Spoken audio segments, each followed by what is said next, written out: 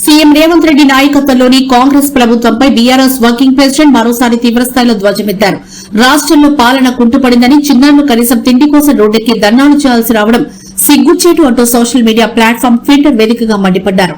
తాజాగా జనగామ జిల్లా గూడూరు గిరిజన సంక్షేమ పాఠశాల విద్యార్థులు నాణ్యమైన భోజనం కోసం రోడ్డుపై బైఠాయించిన ఘటనపై కేటీఆర్ రియాక్ట్ అయ్యారు. పాఠశాలలో విద్యాబుద్ధులు నేర్చుకోవాల్సిన చిన్నారులు ప్లేట్లు పట్టుకుని పాలకుర్తి స్టేషన్ ఘనపూర్ రోడ్డుపై కూర్చోవడం రేవంత్ రెడ్డి అసమర్థత పాలనకు నిదర్శనమని అన్నారు. తమ హయాంలో గురుకులాలు దేశానికి ఆదర్శంగా నిలిస్తే నేడు కాంగ్రెస్ పాలనలో కనీస సౌకర్యాలు లేక విద్యార్థులు అల్లాడిపోతున్నారని ఆగ్రహం వ్యక్తం చేశారు. రాష్టంలోని విద్యా సంస్థల్లో నెలకొన్న దారుణ పరిస్థితులు నెలకొన్నాయని కేటీఆర్ తెలిపారు. రాష్టంలో కాంగ్రెస్ ప్రభుత్వం అధికారంలోకి వచ్చినట్టు నుంచి ఏకంగా 112 సార్లు ఫుడ్ పాయిజనింగ్ ఘటనలు జరగడం ప్రభుత్వ నిర్లక్ష్యానికి పరాకాష్ట అంటూ ఫైర్ అయ్యారు.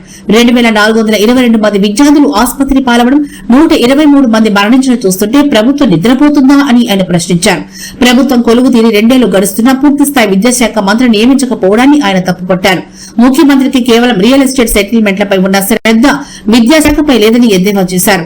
పార్టీ విద్యాశాఖ మంత్రిగా ఉన్న రేవంత్ కు పాఠశాల విద్యార్థుల ప్రాణాల కంటే భూదందాలే ముఖ్యం కావచ్చని సెటర్లేశారు. కానీ విద్యాశాఖకు కేటీఆర్ డిమాండ్ చేశారు. చక్కదిద్దాలు అంటూ ఆయన డిమాండ్ చేశారు.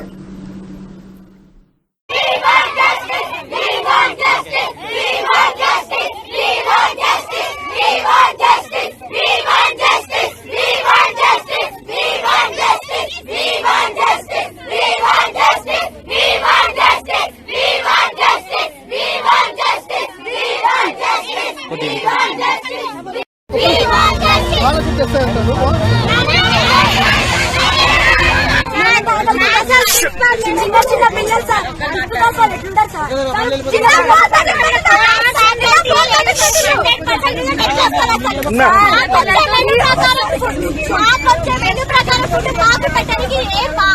ఇంతవరకు ప్రిన్సిపల్ రాకుండా హాస్టల్ ఉంటా ఒక హాస్టల్ ఫ్యాకల్టీ లేదు.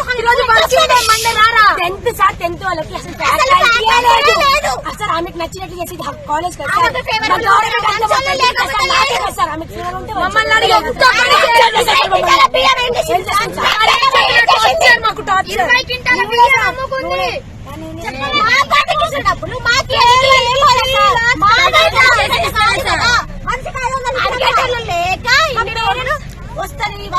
ఇంకెప్పుడు వచ్చేది మా క్లాస్ అయిపోయింది. సెకండ్ ఇయర్ 2 days అంటే ఎగ్జామ్స్ ఉంటాయి. ఎగ్జామ్స్ లో ఫుడ్ లేదా సార్? మాకు ఫుడ్ వద్దా? మాకు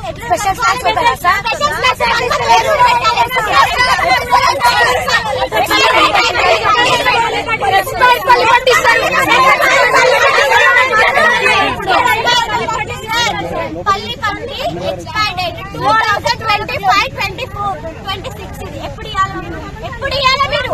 ఉండే టైం లేకుండా అయిపోయాక ఏం చేసుకుంటాం మేము? మాది గవర్నమెంట్ ఇస్తుంది కదా. ఏమన్నా సార్ కనీసం ఒక మీటింగ్ పెట్టారు సార్. అసలు ప్రిన్సిపల్ అడిగిందే లేదు సార్. ఏమన్నా ఆమెకు నచ్చిందే సార్ హాస్టల్లో. అది ఇష్టమా సార్?